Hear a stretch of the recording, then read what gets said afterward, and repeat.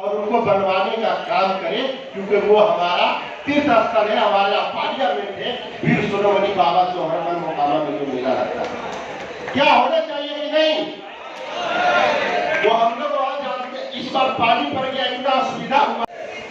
हम गुजरात समाज से आते हैं, भले ही हम आर्थिक, सामाजिक और राजनीतिक आयोजन और संयोजक जो संचालन कर रहे हैं बड़े भाई कुंवर विजय पासवान जी, दिलीप पासवान जी और भी बहुत सारे लोग हैं। मैं तमाम हमारे साथ अभी भी बातचीत के लिए मौजूद हैं अनामिका पासवान जी हैं और आज एक बैठक की गई थी रविंद्र भवन में। हमारे साथ बातचीत करेंगे, हमसे जानेंगे मैम आज का जो ये बैठक हुआ है, ये बैठक से क्या कुछ बातें निकल के सामने आई?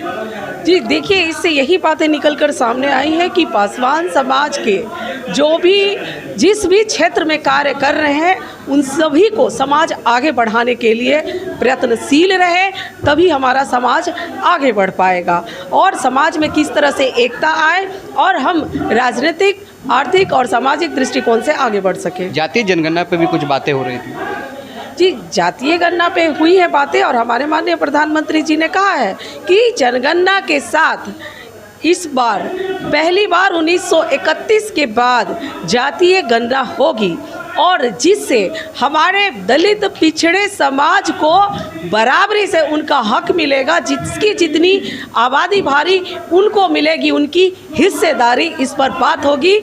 और हमारे प्रधानमंत्री जी तो आप जानते हैं कि सबका विकास, सबका प्रयास, सबका विश्वास लेकर साथ चलने वाले लोग हैं और हम लोग साथ लेकर चलेंगे और समाज पहले आता है तो हम समाज की बात पहले करेंगे। ठीक है, तो आप महिला हैं और महिलाओं को लेकर के क्या कुछ आप सरकार से बात रखती हैं लगातार आप? देखिए, चूँकि ये भारत जो है ये पुरुष प्रधान देश रहा है पूर्व से ही और महिलाओं को उनका हक अधिकार दिलाने के लिए जिस प्रकार से बाबा साहब भीमराव अंबेडकर ने लड़ाई लड़ी है, चाहे वो हिंदू कोड बिल की बात हो, तो हमारे माननीय प्रधानमंत्री जी भी महिलाओं को हक दिलाने के लिए उन्हीं के पद चिन्हों पर चल रहे हैं। उन्हीं के तहत आपने देखा कि महिलाओं को 33% का आरक्षण मिला।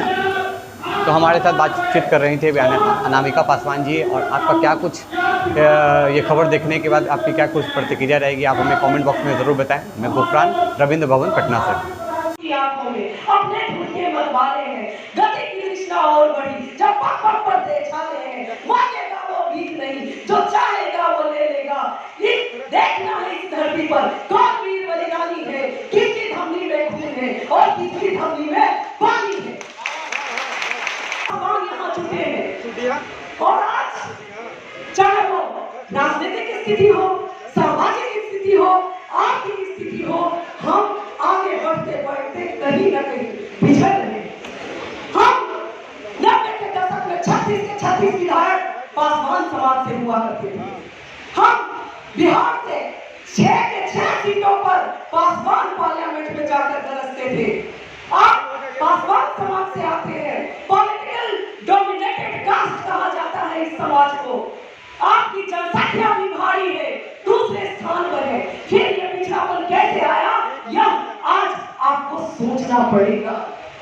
अगर आप नहीं सोचे तो और भी पिछड़ते चले जाइएगा। अभी बात हो रही थी, माला जी ने कहा नारी शक्ति वंदन अधिनियम के तहत 33% आरक्षण मिला महिलाओं को। अभी की जो व्यवस्था है उसमें जनरल कैटेगरीज में कैटेगरी के जो महिलाएं आएंगी उनको बैकवर्ड कैटेगरी से मिलेगा आरक्षण और जो शेड्यूल कास्ट का आरक्षित सीट है उस पर अनुसूचित जाति की महिलाएं भी 33% के आरक्षण में जाएंगी। लेकिन मैं आपको ये कहना चाहती हूँ कि आप सभी दल से जुड़े हैं यहाँ पर। पासवान समाज के एकता का क्या मतलब हुआ? क्या मतलब हुआ? आप जरा सोच कर देखिए। मतलब ये है कि आपका ये चेतना सम्मेलन करने का आउटपुट क्या है, रिजल्ट क्या आने वाला है।